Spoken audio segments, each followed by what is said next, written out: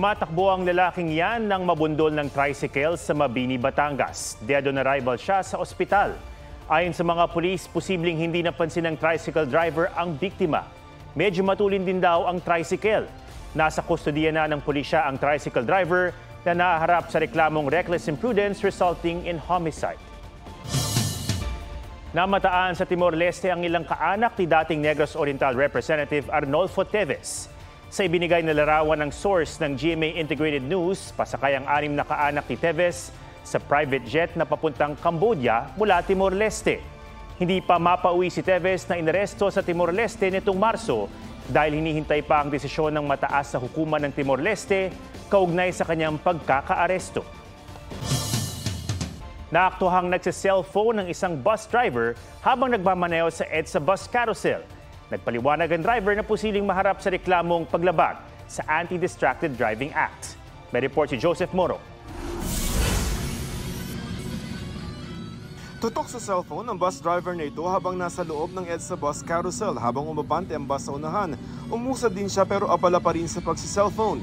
Isuzoom in, tila naglalaro ng video game ang driver. Kuha ng isang pasahero ang video na ipinadala sa mobility website na Visor. Ipinakita rin ng uploader na mula sa PTEX ang bus na ino-operate ng Roval Transport Cooperative. Depensa ng driver, nagbukas lamang siya ng app pero hindi siya naglalaro. Nakabukas ako sa CUC. Tiningnan ko lang kasi traffic naman po sir, hindi naman kasi mahaba yung pila. Kasi tanghali rin naantok pang pantanggal yung antok yung inip. Maglalabas daw ang LTFRB ng show cause order sa driver at sa kumpanya ng bus. Bawal gumamit ng cellphone habang nagmamaneho. For the bus company naman po, for employing an employee who is negligent, the franchise can be suspended. May suspension ng lisensya. Harapin ko na lang po sir yung Mali ko naman talaga sir. Sinubukan naming tawagan at i-message ang Roval Transport Cooperative pero hindi pa ito sumasagot. Sinubukan din naming puntahan ang address na nasa resibo pero sarado ang gate at hindi malinaw kung may tao sa loob. Ayon sa LTFRB, posible maharap sa kasong paglabag sa Anti-Distracted Driving Act ang driver.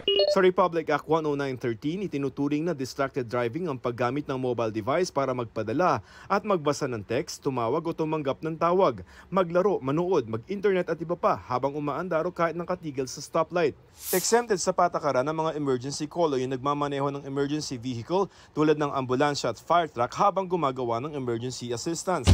Ang mga mapapatunayang lumabag pwedeng pagmultahin ng mula 5,000 piso hanggang 20,000 piso. Pwede ring masuspinde o bawiin ang driver's license. Joseph Morong, nagbabalita para sa GMA Integrated News.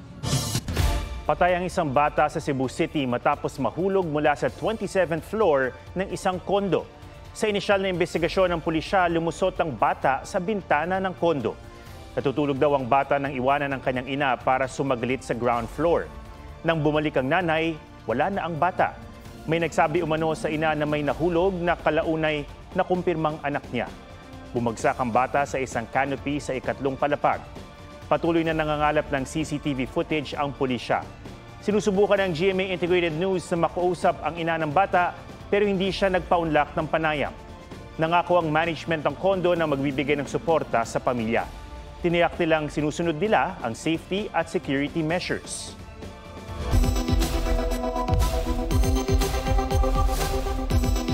Narito ang ilang tip para matiyak na ligtas sa mga bata kung nakatira sa mataas na gusali. Ilayo sa grills ng balcony o bintana ang mga bangko, mesa o anumang pwedeng akyati ng bata. Tiyaking maliit ang espasyo sa pagitan ng grills para hindi makalusot ng bata. Siguraduhin tama ang taas ng railings, nakasaad sa National Building Code na 1.1 meters ang minimum height nito.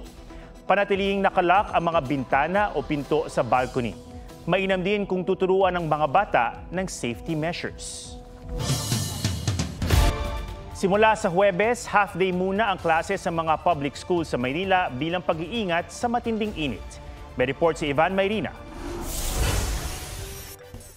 Ito ang binansagang Del Pan Resort sa Maynila.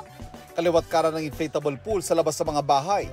Pambit na heat, ngayon tag-init. Kaninang alas 5 ng hapon, umabot sa 42 degrees Celsius ang heat index o damang init sa Metro Manila. Para iwas sakit sa mga estudyante, magiging alas 6 ng umaga hanggang alas 12 ng tanghali na lang muna ang klase sa mga public school sa Maynila.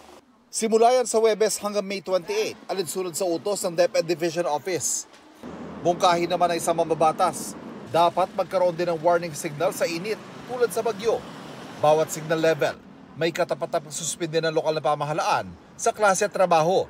Pag signal number 2, pag pumapalo na sa 41, 42, dapat yung elementary, yung hanggang grade 6, dapat yan wala nang pasok.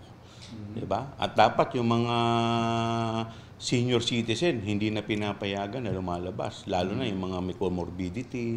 Open po kami for having such protocol. Ang worry lang po actually natin ay limited po ang mga stations ni Pag-asa. Of course, kailangan namin ng assistance pa rin ng mga local government units and even yung mga other mandated agencies.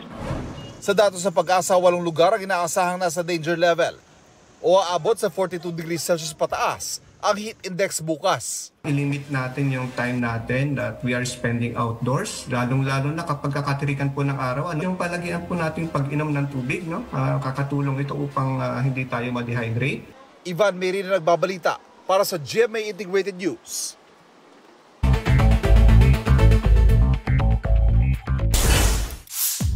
Labing-anim na fighter jet ng US at Philippine Air Force lilipad sa Northern at Central Luzon para sa Cope Thunder. Nagsimula ang bilateral military training ilang araw bago ang trilateral meeting ni US President Joe Biden, Japanese Prime Minister Fumio Kishida at Pangulong Bongbong Marcos sa White House. Imbak na bigas ng NFA, katumbas na lang ng halos isang araw na konsumo ng bansa.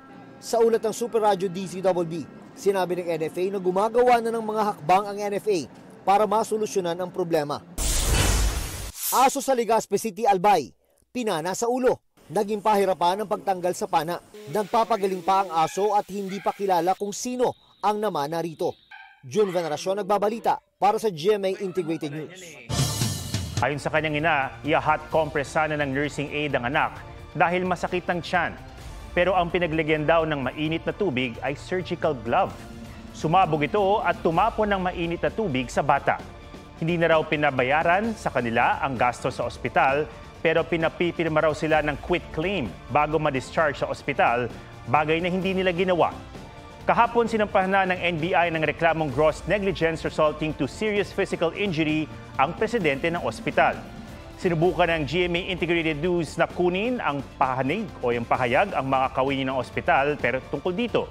Pero ayon sa isa naming nakausap sa landline ng ospital, hindi daw sila makapagbibigay ng pahayag sa ngayon.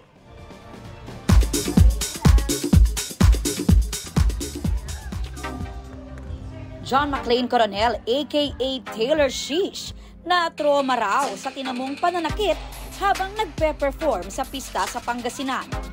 Habang naglalakad kasi palapit sa mga manonood, tila may humampas sa kanyang leeg. So we strongly condemn the act of one individual last night towards Taylor Sheesh, and in behalf of the cast ng upcoming Kapuso family drama na Pulang Araw, may mensahe ngayong araw ng kagitingan. Ito ang aking panata na hinding-hindi pasisira.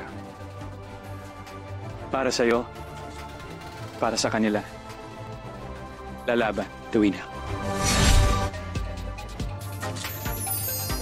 Oh, kalma. Baby, kalma. Dating 21 member na si Menzi, kumasa sa Baby Kalma Dance Challenge. Huwag mo naman akong bigyan ng dahilan para tabihan ka. Aubrey Carampel nagbabalita para sa GMA Integrated News.